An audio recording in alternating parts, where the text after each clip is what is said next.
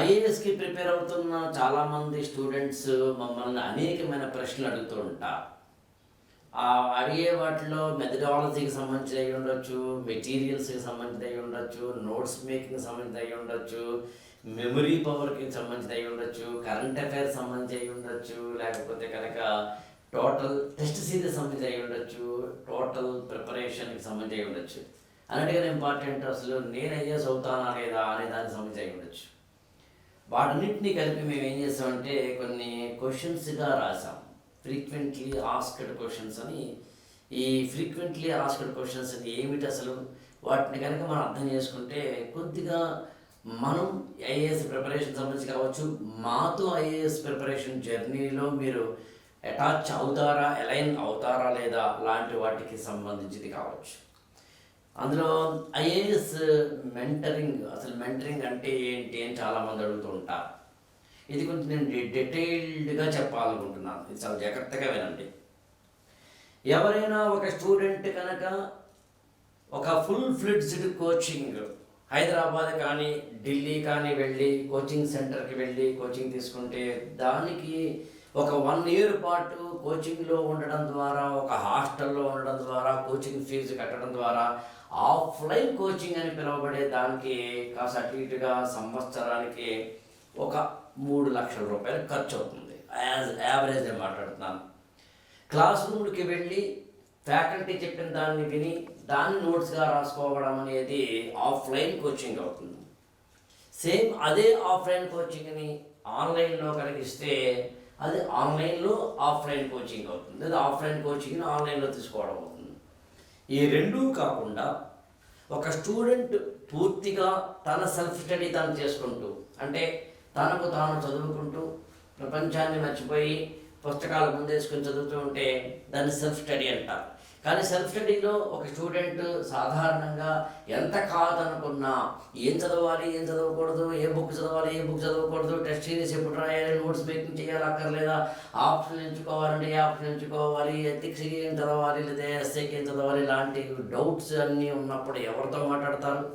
YouTube అడుగుతారా, chat జీపీటీని అడుగుతారా, లేకపోతే ఏ టూల్స్ని అడుగుతారా, లేకపోతే కనుక గూగుల్ అమ్మని అడుగుతారా?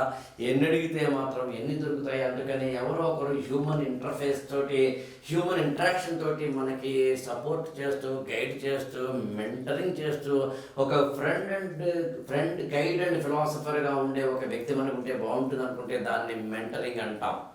అందుకని మెంటరింగ్ ప్రోగ్రామ్కి సంబంధించి ప్రత్యేకంగా ఒక విధంగా చెప్పాలి అంటే కోచింగ్ నేను గైడెన్స్ని లేదా సెల్ఫ్ స్టడీని క్లబ్ చేసి తీసుకొస్తే దాన్ని మనం మెంటరింగ్ అని చెప్పవచ్చు.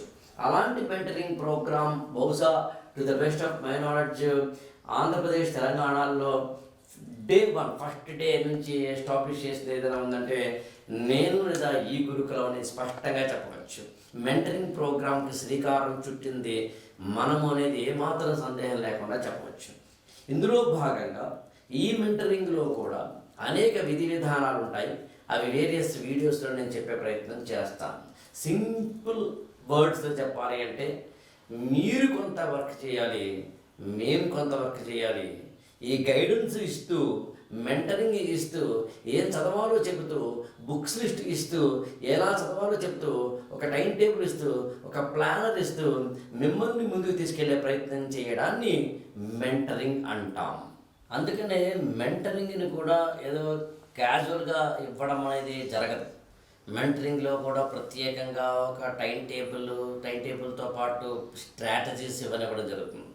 అందుకే మనం ఏం చేస్తున్నామంటే ప్రిలిమినరీకి ఎలా ప్రిపేర్ అవ్వాలి అనే స్ట్రాటజీ బుక్లెట్, మెయిన్స్కి ఎలా ప్రిపేర్ అవ్వాలి అనే స్ట్రాటజీ బుక్లెట్, జనరల్స్ ఎలా ప్రిపేర్ అవ్వాలనే స్ట్రాటజీ బుక్లెట్, 365 days పాటు అవర్ టు అవర్ ఏమేమి చదవాలో ఎప్పుడెప్పుడు చదవాలి అనే టోటల్ స్టడీ టైం టేబుల్ను ఒక బుక్లెట్గా ఇవ్వడము అనేది తీసుకురావడం జరిగింది. సో అందుకని మెంటరింగ్ అనేది ఒక సాలిడ్ ఫౌండేషన్. నిజానికి ఇవాళ ఒక డిజిటల్ ప్లాట్ఫామ్లోకి వచ్చిన తర్వాత కోచింగ్ అక్కర్లేదు, మెంటరింగ్ ఉంటే చాలు. అందుకనే మెంటరింగ్ని నేను ఎక్కువగా ప్రిఫర్ చేస్తూ ఉంటాను. అదేవిధంగా నేను అసలు ఎందుకు ఆఫ్లైన్లో ఉండనని చెప్పి చాలామంది అడుగుతూ ఉంటారు. ఆఫ్లైన్ కోచింగ్ అనేది ఈ గురుకులంలో లేదు. ఎందుకు లేదు, వాట్ ఈస్ ద రీజన్ అంటే, ఎవరైతే ఎక్కడో దూరంగా రిమోట్ ఏరియాస్లో ఉన్నారో, ఎవరైతే హౌస్ వైఫ్సో, ఎవరైతే ఎంప్లాయీస్, ఎవరైతే హైదరాబాద్ వచ్చి డబ్బులు ఖర్చు పెట్టుకొని ఫీజులు కట్టుకొని లక్షల్లో ఫీజులు పెట్టుకొని వాళ్ళు ముందుకు వెళ్ళలేరో, అలాంటి వాళ్ళకి ఉపయోగపడే ఒక మంచి ఎడ్యుకేషన్ ఇవ్వగలిగిన అవకాశం ఇవాళ మనకి మొబైల్ యాప్స్ ఇస్తున్నప్పుడు, మనం ఏదైనా ఒక డాక్టర్ తోటి వాళ్ళు కన్సల్ట్ చేయాలంటే మన ఆన్లైన్ కన్సల్టేషన్ అనే దానికి వచ్చేసిన తర్వాత, ఏదైనా ఒక ఆపరేషన్కి సంబంధించిన ఇన్ఫర్మేషన్ని మనం ఏదో అమెరికాలో ఉన్న యూనివర్సిటీస్ నుంచో లేకపోతే ఇక్కడ అమెరికన్ హాస్పిటల్స్ నుంచో కూడా తెచ్చుకునేందుకు అవకాశం ఉన్న ఈ మెడిసిన్ అనే దానికి వచ్చేసిన ఈ రోజుల్లో అప్లికేషన్ ఫామ్ని యూపీఎస్సీకి అప్లై చేయాలి అంటే ఇవాళ జస్ట్ మొబైల్ యాప్ ద్వారానో లేకపోతే కనుక మనం ఈ సేవ ద్వారా చేస్తున్నాం, కానీ ఫిజికల్గా పోస్టల్ అండ్ టెలిగ్రాఫ్ ద్వారా పంపించడం లేదు కదా. మార్కెట్లో అన్నీ ఈ విధంగా ఎలక్ట్రానిక్ ట్రాన్సాక్షన్స్లోకి వచ్చిన తర్వాత, మొబైల్ అప్లికేషన్స్లోకి వచ్చిన తర్వాత, డిజిటల్ ప్లాట్ఫామ్స్లోకి వచ్చిన తర్వాత నేను ఎందుకు ఎడ్యుకేషన్ డిజిటల్గా ఇవ్వకూడదు? అందుకని ఎవరైతే హైదరాబాద్ వచ్చి కోచింగ్ తీసుకోగలరో వాళ్ళకి నా కోచింగ్ అవసరం లేదు. ఎవరైతే అత్యంత ఇంగ్లీషు మీడియంలో మాట్లాడుతూ ఢిల్లీలోనూ కోచింగ్ తీసుకోగలరో వాళ్ళకి నా కోచింగ్, నా ఎడ్యుకేషన్ అవసరం లేదు. ఎవరైతే అత్యంత తక్కువ ఆదాయ వనరులను కలిగి ఉంటారో, హౌస్ వైఫ్లు అయి ఉంటారో, ఎంప్లాయీస్ అయి ఉంటారో వాళ్ళకి మాత్రమే నా ఎడ్యుకేషన్ అందాలన్నది నా ఉద్దేశం.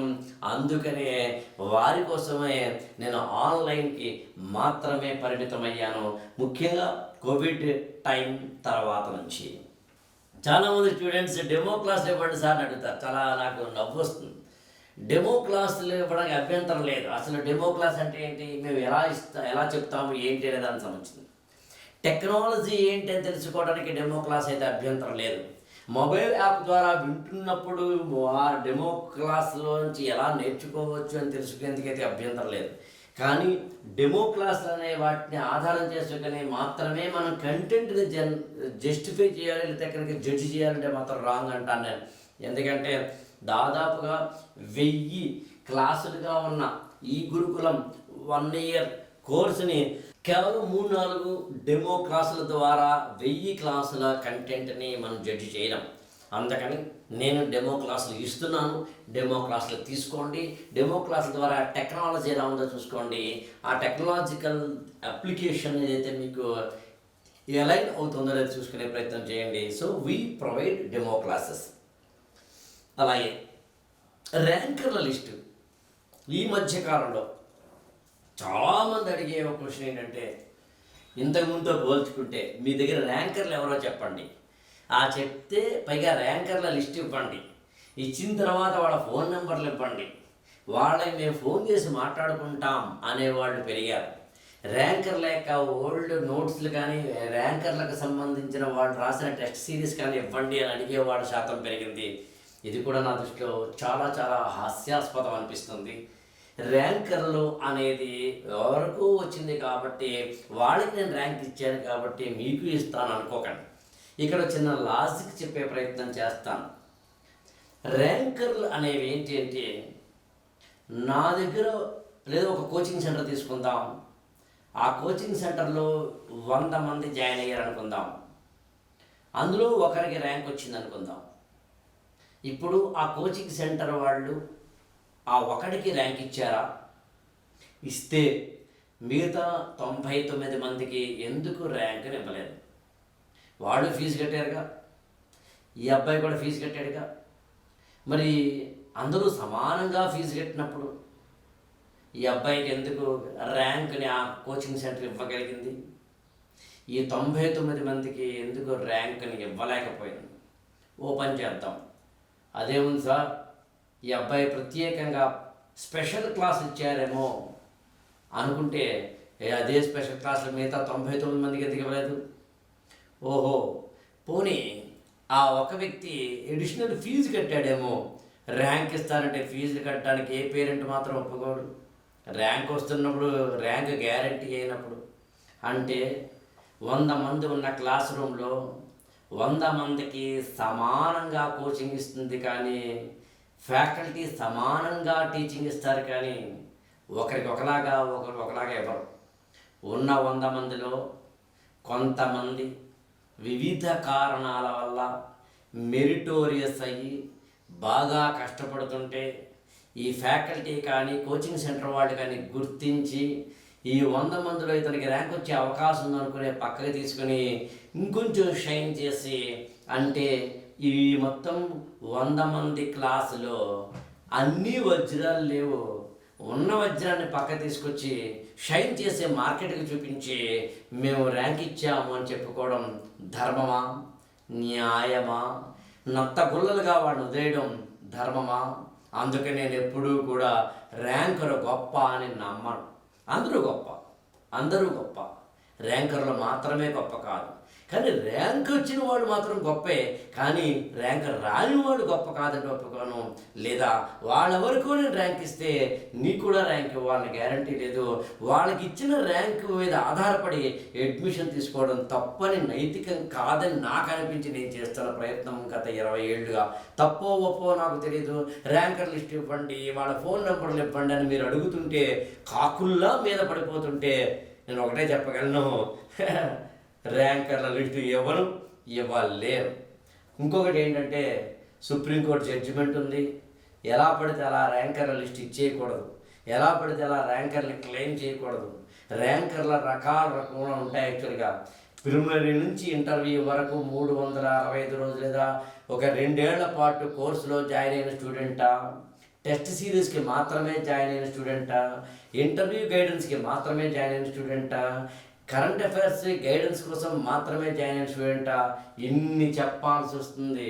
అందుకనే కావాలంటే చూడండి, ఇకపై ర్యాంకర్ల ఫోటోలు వేసుకోబోతున్న కోచింగ్ సెంటర్లు స్పష్టంగా ఇవన్నీ ఇవ్వబోతున్నాయి. అందులో కూడా మళ్ళీ నేనే అర్జున్ని. నేను గతంలో ఒకసారి ఒక అమ్మాయికి ఐఏఎస్ ర్యాంక్ నా ద్వారా వచ్చింది, కానీ ఓన్లీ కరెంట్ అఫైర్స్ సపోర్ట్ మాత్రమే చేశాను. ఆ విషయాన్ని మనం అడ్వర్టైజ్మెంట్లో రాసాం మేము.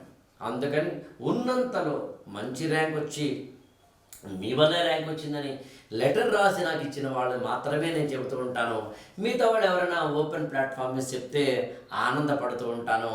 ఎప్పటికీ నాది ఒకటే మాట, ర్యాంకర్లను నేను ఇవ్వను, మీరు తయారవుతారు. నేను అందరికీ బాగా చెబుతాను, నీకు సత్తా ఉంటే నాతో జర్నీ చేయి. ర్యాంకర్లు ఎవరో ఇస్తారనుకుంటే నన్ను విడిచిపెట్టు, నువ్వు వేరే కోచింగ్ సెంటర్ని ఓడిసిపట్టు, నాకు అభ్యంతరం లేదు. ఇకపోతే ఎన్సీఆర్టీ తెలుగులో లేవా? ఉన్నాయండి. ఎన్సీఆర్టీలను తెలుగులో కనుక మనం తెచ్చుకోవడానికి ఉన్న సింపుల్ ఈక్వేషన్ ఏమిటి అని అడిగితే 2 ఉన్నాయి. ఒకటి ఏంటంటే 6th క్లాస్ నుంచి 12th క్లాస్ వరకు ఎన్సీఆర్టీలకి ఈక్వల్ ఏంటి అని అడిగితే 8th నుంచి డిగ్రీ వరకు ఉన్న తెలుగు అకాడమీ పుస్తకాలు, లేకపోతే కనుక తెలుగు మీడియం టెక్స్ట్ బుక్లు of any Andhra Pradesh Telangana government. Otherwise Andhra Pradesh government ఎన్సీఆర్టీని 6th to 12th వరకు తెలుగులో యాజ్టీజ్గా ట్రాన్స్లేట్ చేసి ఇచ్చాయి. వాటినైనా వాడుకోవచ్చు. కాబట్టి తెలుగు మీడియంలో ఎన్సీఆర్టీ పుస్తకాలు ఉన్నాయి. ఈ గురుకులంలో జాయిన్ అయితే మెటీరియల్స్ ఇస్తారా అని చాలామంది అడుగుతూ ఉంటారు. ఇదిగో ఇట్లా ప్రింటెడ్ ఫామ్లో మెటీరియల్స్ని ఈ పుస్తకాల రూపంలో మెటీరియల్స్ని ఇచ్చే ప్రయత్నం చేస్తాం. I think first time. ఇంతకుముందు కేవలం జిరాక్స్ మరో రూపంలో ఉండే మెటీరియల్స్ ఒక ప్రింట్ ఫామ్లో ఒక సెట్ ఆఫ్ బుక్స్గా ఇవ్వడం జరుగుతుంది. కాబట్టి మెటీరియల్స్ ఇవ్వడం కంపల్సరీగా ఉంటుంది. కరెంట్ అఫైర్స్ డైలీ ఇవ్వడం జరుగుతుంది, టెస్ట్ సిరీస్ ఇవ్వడం జరుగుతుంది. అదేవిధంగా ఇప్పుడు మనం మాట్లాడుతున్న మెటీరియల్స్ని కూడా ఇవ్వడం జరుగుతుంది. తర్వాత టెస్ట్ సిరీస్ ఉంటాయా? మన ఈ గురుకులంలో జాయిన్ అయిన స్టూడెంట్స్కి 2 రకాల టెస్ట్ సిరీస్ ఉంటాయి. ఒకటేమో బేసిక్ టెస్ట్ సిరీస్, అంటే కోర్సు జరుగుతున్నంతసేపు ఉండే టెస్ట్ సిరీస్.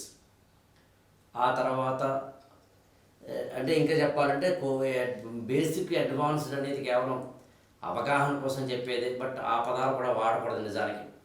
బట్ ఏం చెప్పచ్చు అంటే టెస్ట్ సిరీస్కి సంబంధించి సింపుల్ ఈక్వేషన్ ఏంటంటే కోర్సు జరుగుతున్నంతసేపు డైలీ రాసే టెస్ట్ సిరీస్ ఒక టైప్, కోర్స్ అయిపోయిన తర్వాత ప్రత్యేక రివిజన్ టైం టేబుల్తో పాటు రాసే టెస్టే. అందులో దానికి నేనేమని పెడతానంటే కోర్స్ టెస్ట్ సిరీస్ అని ఒకటి ఉంటుంది, రివిజన్ టైప్ టెస్ట్ సిరీస్ అని రెండోది ఉంటుంది. ఆ రివిజన్ టైప్ టెస్ట్ సిరీస్ ఉంటుంది, గ్రాండ్ టెస్ట్ సిరీస్ ఉంటుంది.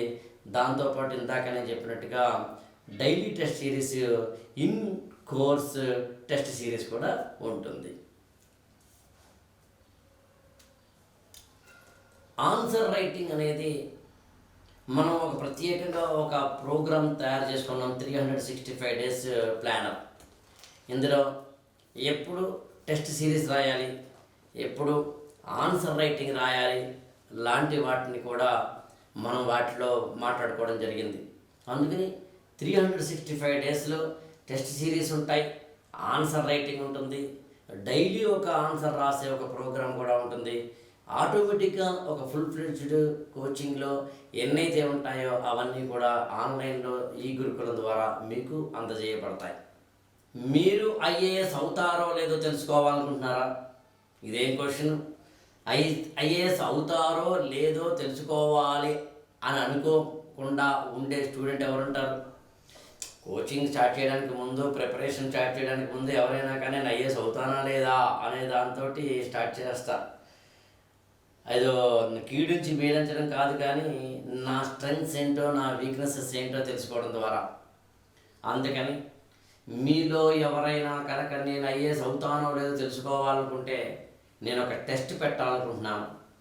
మీకు ఆ టెస్ట్ ద్వారా కావలసిన అత్యంత విలువైన ఏమంటామంటే క్వశ్చనీర్ని ఇవ్వాలనుకుంటున్నాను. ఆ క్వశ్చన్స్ ద్వారా మీరు ఐఏఎస్ అవుతారో లేదో 200% చెప్పచ్చు.